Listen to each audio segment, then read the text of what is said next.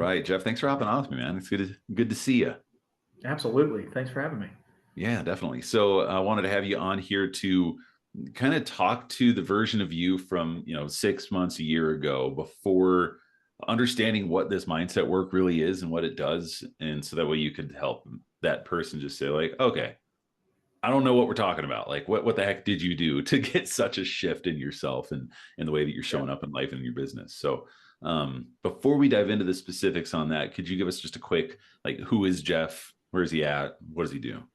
Yeah. So 40 years old, live in the Southeast in Georgia. I have 4 kids, two adopted, two, we call them store-bought and homemade. Been married for about 18 years. Run a gym, been in the fitness industry for a really long time. Also part of an ownership group for X4 Fitness, which is another a fitness style studio gym that we do. So in the fitness space is mainly what I do for an occupation, and then home. So, and I sit Mhm. in both places. I sit in a sales role more than anybody else in the business. Mhm. Perfect. Good. And for anybody listening, Jeff downplays it a bit. Like, your gym is crushing it. It's a big deal. X4 is crushing it. It's a big deal. And it's going to get huge. Like, there's a lot going on that Jeff didn't like. Well, Yeah. So I just there wanted is a to, lot going on. you don't just kind of work in a couple companies, right? Like, Yeah. you're really pushing it. You're really doing huge things, and you got the family that you're taking care of, plus taking care of yourself, a marriage, like all the different pieces of the puzzle that you have, like all this weight that you carry personally, Yeah. right? And so one quote that you said in our last coaching call, which I wanted to give us as a starting point, was, you don't know what's going on until you know how messy you are. Yeah, I'm a firm believer, and I've thought that for several years. Is I feel like you can't necessarily go through life with a clear vision until you honestly realize how messy your glasses are. And the more work that I do on myself, and the more I talk to people, so a big part of my job is talking to people, especially in like it's a big joke that I have Kleenex in my office because when I talk to people, I try to make sure that I really see what's going on with them to be able to help them. And people just don't know how much work they could do to be in a much better place. So even through this work, it's continued to it's continued to kind of concrete that idea in me. Is the more somebody's willing to work on themselves or see honestly how old history, trauma, lies they told themselves, something your mom or dad said, or a teacher said, or a coach said, or somebody at school said, jacks you up. And that's 30 years ago, and nobody talks about it. Well, what do we do when we're young? Is either my fault, or I've just put it down, or that's not useful, or that was a decade ago, or that was 4 decades ago. And it really is, the more I start seeing it now, if we can uncover that in me, if I can help other people uncover that in them, man, the world just starts changing. Yeah.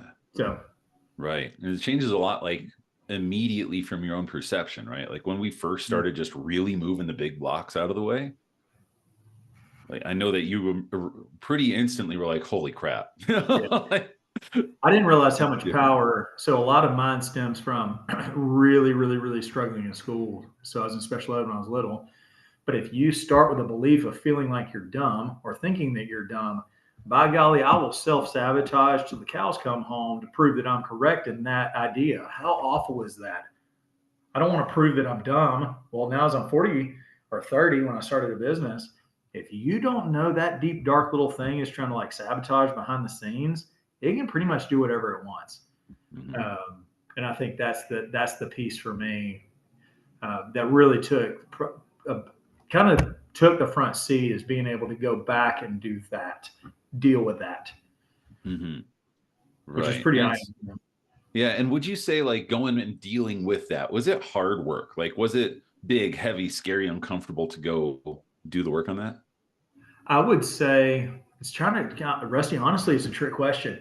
The idea of it was really big, really scary. But once you actually do the deal, get back, invest in the process, is not nearly as hard as I thought it was going to be. It's Yeah. it's the nobody fears dying. It's the idea of dying. It's the thought of dying. It's the fear that really is going back and doing the work. The idea of doing the work was way harder than actually just doing the work. Yeah. I It's didn't kind of like like the idea of it. business too, right? Like once you just start dialing, if you have to do follow-ups, like you're so scared to hit send that first time. And then Yep. once you dial the first time, you're like, oh, I could do 40 of these, right? It's just that first instant of saying, okay, I'm gonna do it now is like the Yeah, that's one hardest thing. part. Just that concept that you're talking about right there is one thing that we've worked on a lot recently is the single best way to combat fear in your life is just to take action. Just do the Mhm. thing and not tie that to any type of outcome. Mhm. And that's been super helpful for me is okay, fear, feel the fear, take action, but don't own the outcome. Just let it be what it is. Yeah. Like that's one thing that's really valuable for me personally. And the way that we brought that belief around, because like we've heard that before.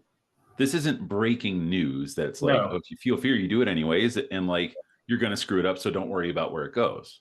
Right. This isn't breaking news, but the thing that was profound is when you finally like fully felt that knowing within you, and you're like, oh, now I get it. And then you act on that instead of feeling like, well, I hear people saying that, but I'm not actually doing it. correct. Right. Well, what was weird to me is having the desire to want to do it and still not doing it. Yeah. Yeah. I'm like, what the crap? Like, this is not, I have a desire. I want this thing. I say I want this thing. And then, like, something's not connecting. Hmm. Yeah. That's really what it felt like. And then what does that do? Then it starts giving you into um, all these markers, red flags. Where is all this increased anxiety coming from? Where does this negative self talk come from? Where does this anger come from? And then you have all these like things that come out of right field, and then you're confused, going, where did that come from? Well, it makes a whole lot of sense if you go back and do the work Hmm. because all of those are markers that there's a red flag going off. It's like a button in the back of the service room going something. There's a problem. But if you're forward facing out in life and you've got all these coping mechanisms to deal with things that you don't, or to get through things that you don't want to deal with, stuff's going to start coming out sideways. Yeah. So let's go to talking about like what were the actual, like what was the internal struggle? Because like these are the symptoms, right? Like procrastination, knowing I should do it but not doing it, imposter syndrome, getting kind of shaky on sales calls sometimes, right? Like those are the symptoms of a problem. So once we open it up, what was the problem? Right. Well, I would say for me, the problem was a belief. There's several pieces.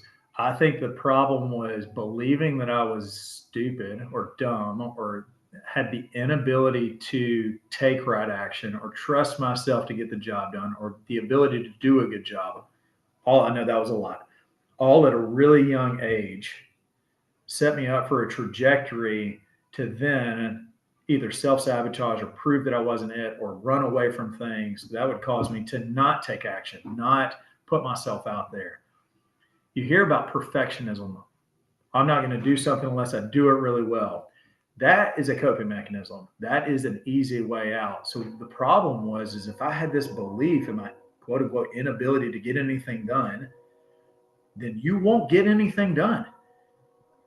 And then you go back to all those like the secondary feelings that are attached to all of that. So if we can go back and like have the freedom to not have to try, like everybody's got a worldview. Like I'm a Christian, I believe in Jesus. Some people do, some people don't. Like this process has so keenly allowed for me to feel the gospel of freedom. What does true freedom feel like? Because I'd every day try to pick it up and like try to prove yourself, try to get it done, try to get the thing. Like through working with you, it's like, where did all that come from? Came Yeah. back to the 6-year-old me who's in special ed, just trying to prove himself. But golly, it wasn't until I went back there. I've never even processed that kid. And then Hmm. also not liking that kid, and I do now. Yeah. be crazy. You know, I mean, we probably have a separate conversation about that. Being able to go back to the kid version of you. And a lot of times people don't like the kid version of themselves. Right. Mm-hmm. So, Yeah, I think back to when I was a fat little kid. Like, I'm like, what? You didn't have any of your own thoughts, little dude. Come on, like, yeah, all you get is exactly. eat. You got it. You got, and having the ability to go back and say, like, oh no, that's still part of me. Like, that was me, and there's so much to learn from that. Yeah, and I think that's one process that I really appreciated about us working together is giving tool and a framework to go back and completely change the relationship with that kid. That kid did the best he could with the situation that he had to make sense of the world as a 7-year old, for whatever your example is specifically to your relationship with you. And tell that kid you did the best you could and you learned a lot from it. Mm-hmm. There's a quote that I constantly think about is the things that served you then no longer serve you now. Yeah. But until you do some work on that, the things that are not serving you now, we did that work with people pleasing. Mm-hmm. People pleasing really early on did a lot of good things for me. And now it doesn't do a whole lot of good things for me. Yeah. But until you process that, you don't know that. Mm. And so there's a few directions I want to go, but I want to, especially for anybody who's like skeptical about, like, hold on, you're talking to some inner child. You keep saying doing the work. Like, what what is the result of doing the processing of, like, why would I even want to talk to that little kid inside me? Like, what's the point of that? This is going to sound super, super simple. If you change the beliefs, you'll change the behavior. I care about the behavior. It's one funny thing that you said is I don't necessarily care about how you feel. I care about the behavior. Yeah. Feeling is a good thing. And I know you're saying that in jest. But the important part of doing all this work is my behavior changes. If my behavior changes, the gym grows. I show up better as a dad, show up better as a husband. I'm kinder to myself. And in and of itself, I know this sounds weird. I'd be okay not being kind to myself because it's me. Yeah. But me not being kind to myself shows up sideways with everybody else. So me being kind to myself is a catalyst for me being a better dad, me showing up better at home, sales. If I don't feel like I have to prove, I'll tell you, when I laid down the outcome or not trying so hard and just showed up to listen to people and see how I can help them, all my sales went up. And I'm like, this is magic. It's not magic. I showed up better. My whole goal was to just try to serve them better. Mm-hmm. Well, we're now making more money. We're increasing sales. We're helping more people. Our gym is growing. The business is growing. Behavior. It's behavior. That's why for me. Yeah. It's perfect. And that's the result that a lot of us need to see is like, okay, but does it hit my bottom line? Right. Like, Yes. does it actually shift things? And you're proof of it, right? Like, we go in, we do some unconscious, like subconscious work, talking to an inner child, or there's, like you said, there's a bunch of tools we use. And once we do that, your belief change. So you take a new action, and then the money shows up as a result of new actions, right? Yeah. And the funny thing is that's not why I called you. Yeah. Bottom So line of why did money. you call? I had a sales call and it went freaking sideways. And I owned that sales call and how I showed up. And it rattled me, like ruined my weekend. And then I attached that really negative sales call to my self worth.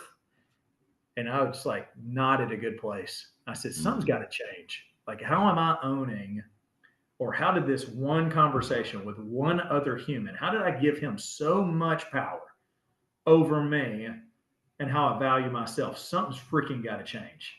Yeah. Yeah, a great byproduct is making more money. A great byproduct is having a more successful gym. A great byproduct is having, like, being better at home.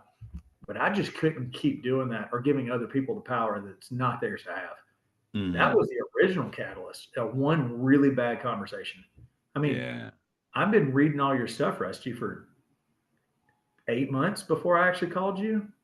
That's a long time. Yeah. And I said, I'm like, what if I'd have started 8 months ago? That's water under the bridge. I'd probably be in a much better place. But yeah, it just took Yeah. something enough to get me to pick up the phone. Mm-hmm. Pain's a powerful teacher.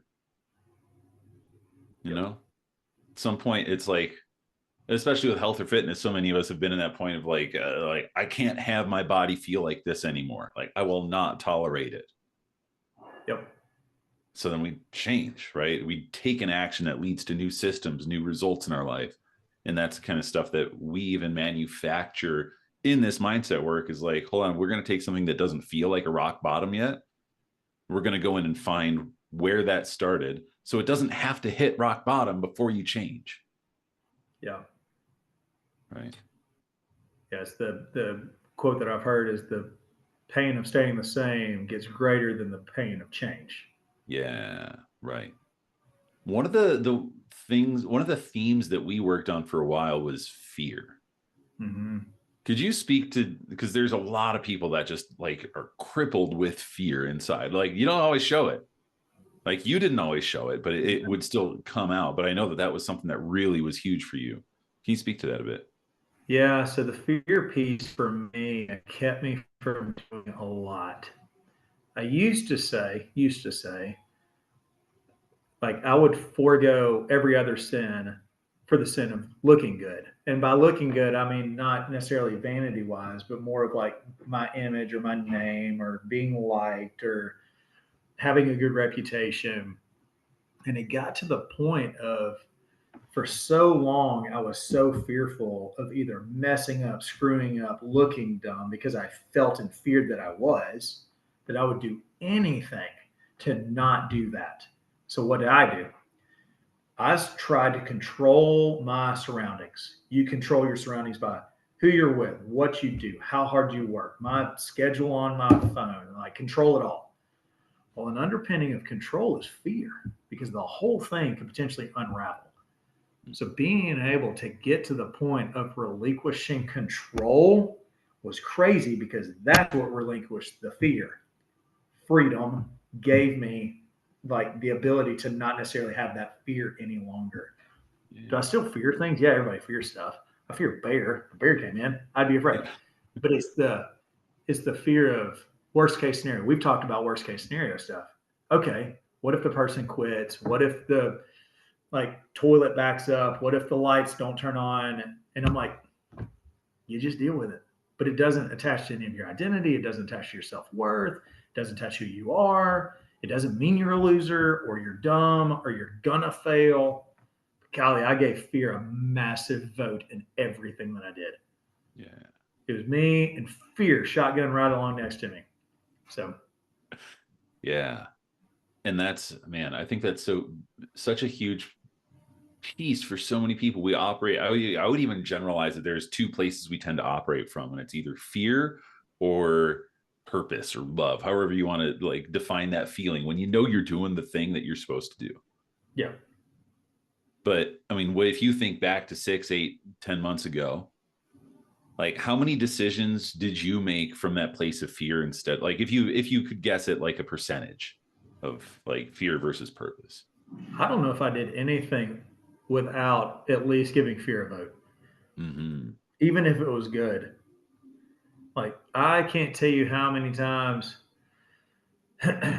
it's this concept Brene Brown talks about foreboding joy. It's this idea of I went on our a vacation without my wife, um, and I'm sitting on the beach worried about the plane flight home. It's like everything had fear associated with it. Everything. It's like I can't do one thing because then I can be doing something good, and then immediately I'll find whatever the worst case scenario is, and then just fixate on that Mm-hmm. because it was a way for me to control my surroundings. If everything was good, I was going to find something bad. Well, Mm-hmm. if things are bad, it was actually more control for me because I just dealt with the thing. Yeah. So being able to have freedom in that and operate up a space of, I don't like this term, but it's a hard, it's authentic self. Like, but like who you really are without all the stuff and all the like things attached, like the ability to show up as you. You get to do that when you're not operating out of fear, Mm-hmm. which means my behavior changes. That's what I really wanted. Yeah. Huge. And I know you mentioned this idea of like you're on the beach worrying about the flight. Like, have you been able to just relax and be present without that spinning up? How long was it? It was probably a month into us working together. And I overheard my wife tell somebody else, like, he's a lot like more chill around the house. I'm like, really? It's like there was even external things that I didn't even know about. I'm not good at just sitting, especially just sitting and being. I'm not very good at that, nor do I have a lot of time to do that. But now it's like sit, be. You don't have to do anything. You don't have to be anybody. Did you do the stuff that you said you were going to do? Yes. Then you're doing your deal. But you get to operate out of it. I'm not going to own the outcome. Even though the outcome is important, I'm not going to own who I'm trying to be. I'm not going to try to be somebody else for somebody else. So, and it's interesting until you've really asked me that question right now. I wouldn't even say that I've processed that whole not necessarily dealing with fear or being able to relax, but it's just not, it's not as much as it was. I'm sure I could find an instance, but it's not a theme in my life. Yeah. So the fact when my wife said it, I said, something's working. That was a big deal. And that was unsolicited to somebody else. So, Yeah. Beautiful. And that's kind of I want to shift into like what we do a little bit, and to start with the nature of like we're doing work with your unconscious mind or your subconscious mind. So of course, like Jeff isn't aware of what happened all the time because we shifted the unconscious, which is responsible for like 95% of all your thoughts, your actions, your habits, all the things you do, especially on autopilot. Like you don't think about brushing your teeth when you're brushing your teeth, yeah. you know? And so the way that you're being is a result of the subconscious changes that we've made. And so that's why it can show up subconsciously. And you're like, holy cow, that did change. Like my actions shifted. And it's like, I can't screw this up anymore. Yeah. Right. So how would you like, I know it's not easy to describe unconscious or subconscious work because like it's not logical, it's not made for the logical brain, but how does it feel when you go through any of our processes? Um, that's a good question. I would say it, if you've ever journaled before, and I'm not talking about journaling about your day, I'm talking about getting into something that's like a really hard emotion or a conversation that didn't go really well or something you're stressed about. And you're going to start processing to go back to actually finding the root cause or the underpinnings. That's as close as I can come to what the process has felt like for me. Is almost like becoming really in tune with your past. Build your timeline from when you were born up to now, all the things and events that have happened, and going back and like putting yourself in specific situations or reframing what a story was told or being able to talk to you as a kid and go, what learnings actually did happen, because you get to talk to you in a different place as 40s than you were when you were 6, but the 6-year-old had none of these tools. So a lot of that is being able, when I talk about doing work, I really mean going back and almost with the structure, because that's a lot of what you're helping with is the structure and the guidance and the framework to be able to go back and either repair, to learn, to find a why. Whys are tough. The why question is a tough question, but really the why something happened and how that can help you now versus maybe not necessarily understanding the why around it, but at least finding something that can good come from it, even if the thing was terrible. Mm-hmm. Does that make sense? Mm-hmm. That's Yeah. probably the easiest way I would describe what this work really is. Because you make it what you want. And I'd also argue the more you put into it, the more you get out of it. Yeah, definitely. So, Yeah. And so does let's that kind of answer your paint, question? yeah, and let's paint the picture a little bit. So what's the first thing that triggers you to be like, oh crap, I got to do something? Like there's a scenario that's not working in my life and I've got to like do the work on it. Like Two what's pieces that I would yeah, find. yeah. One, any type of outburst, sadness, anger, frustration, anything that I'm like, oh, that was a big emotion that I didn't see coming. And I would call that as an outburst. Any big emotion that I didn't see coming, I'm going, probably do a systems check on that one. Or for me, something that's a little bit more common is either a ruminating thought or a twinge of anxiety, something I'm like, something I'm uneasy.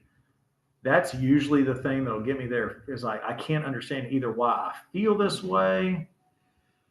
It's one thing we've been working on is like feel the feels, then think, but feel first. Because oftentimes we don't want to feel. We just want to think. I'm like, well, if you're thinking out of a bad place, your feelings are trying to tell you something. Right.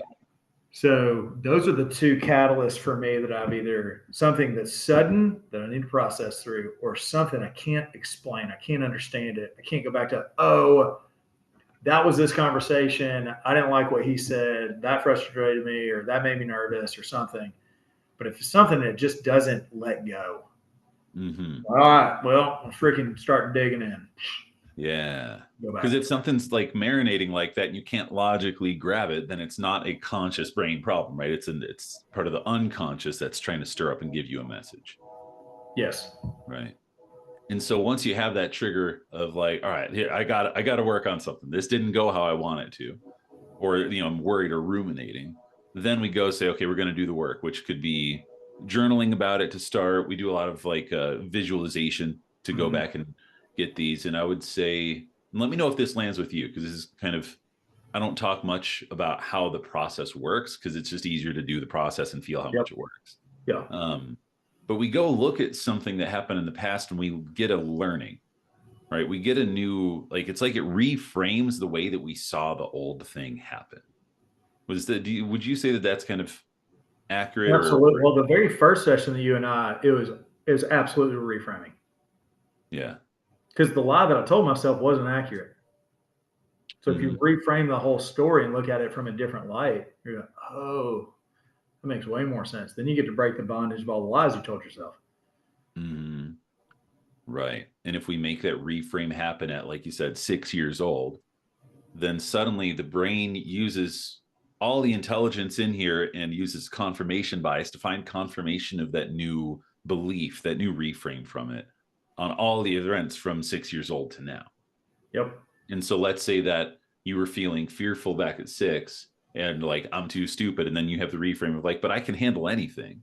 Then your brain suddenly connects all these neurons to say, oh my gosh, look at all the times in my life that I could handle anything.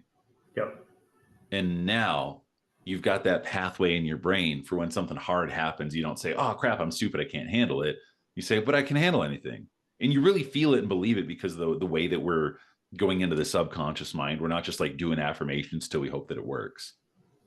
Which I've done in the past. And that's not helpful because that's going back to my belief system is being able to process the information and establish a new belief system. Once I get to journaling and start praying and being able to like operate out of what I believe the Lord designed me to be is like, but if you have all these sins back there, I mean, it's not sins. If you have all these lies back there, it's really hard to show up well.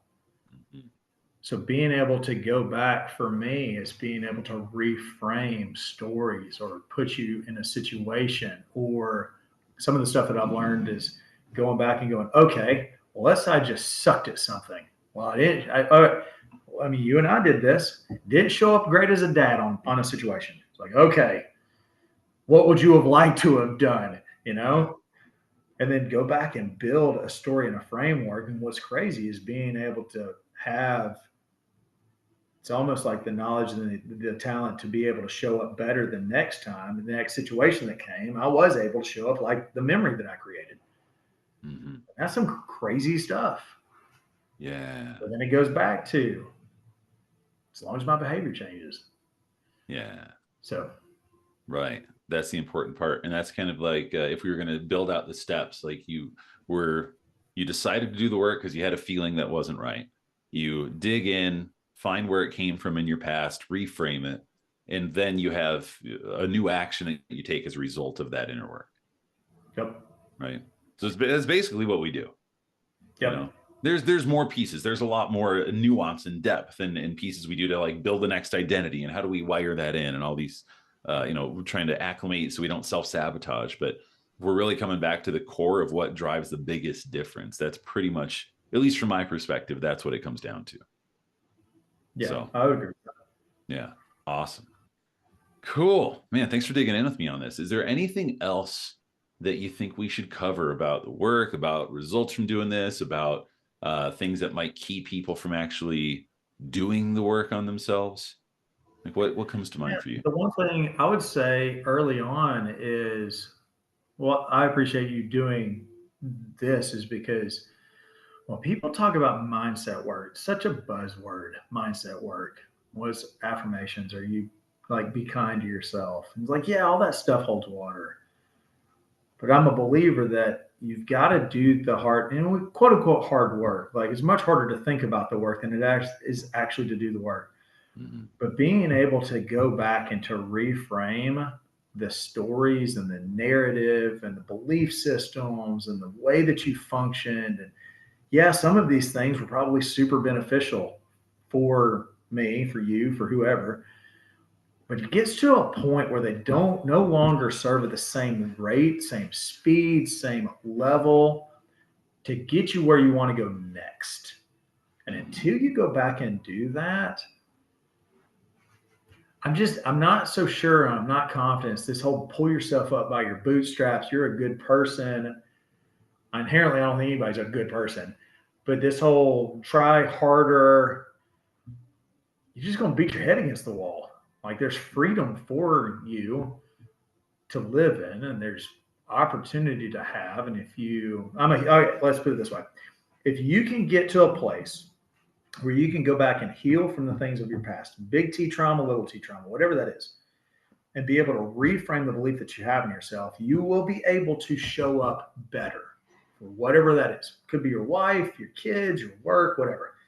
And if you show up better, that's the behavior. If you show up better, then the results, which aren't ultimately yours to own, yes, you have agency in the action, but the results that are ultimately not your own are going to be better. If you can do those four things, like life is better for you. Yeah. Like I would say that's probably the 4-step framework in my mind of how I approach it. Is heal, reframe, what action, let go of the outcome. Heck And yeah. I'm a better person. So I love it. I'm a better person. Good. There we go. And you believe that too. It's not like you say that and like, internally you're like, oh, I hope I believe that I'm a better person. Like you've got, and it's like this, and you'll screw up, and you're like, you're human. And honestly, I think this process has given me a little bit more grace for myself to be human. Because if you are a recovering trier or a perfectionist or a high achiever, whatever those terms mean, essentially you don't have a whole lot of grace for yourself. So it's perfection or bust. You can't be perfect. So bust is ultimately your only option. And you might still be a super high achiever and still have a terrible narrative. mm-hmm. And if you do that, I believe that you're leaving a little bit on the table for your family or your work or you, and that's just not fun. No, not fun at all. Not Who fun wants at to all. go through life and it not be fun, right? Yeah. Fun is With fun. yeah. Amazing. Jeff, thank you so much. I appreciate it, man. Absolutely. Cool. Well, anything else before we wrap it up? Nope. That's all I have Cool. to say. Hopefully that was beneficial for somebody out there listening. I'm sure it absolutely will be. It was beneficial for me just to talk to you again. I love hanging out with you. That's awesome. All Well, right. Rusty, I appreciate it. Thanks, man. Awesome.